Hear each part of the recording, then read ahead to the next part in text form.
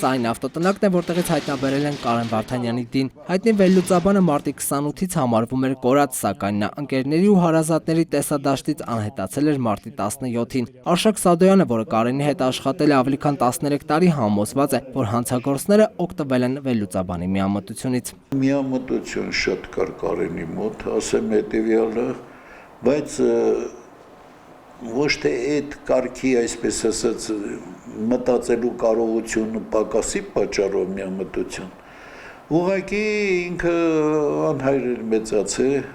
Արշակ Սադոյանը համոզված է, որ Կարենը երբեք գումարային խնդիրների պատճառով չէր նվիրաբերի տունը։ Նա տեղեկացնում է, որ վերլուծաբանը իր խնդիրների մասին մշտապես տեղյակ էր պահում իր իրավաբանին, սակայն այս ամենի մասին լռել է։ Ըստ հարազատների, Կարենը բնակարանի նվիրատվություն էր ձևակերպել հարևանի անունով։ Կարենի անհետանալուց 2 օր հետո 23-ամյա հարևանը, որը կասկածվում է վերլուծաբանի սպանության մեջ, նրա բնակարանից հանել է իրերը, հայտարարելով, որ բնակարանը վերավաճառել է այլ անձի։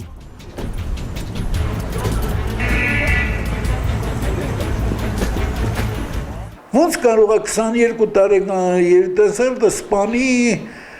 22 եւ 43 տարեկան մարդիկ ինչ-որ կոպեկների համար սպանեն 33 տարեկան հանճարեղ։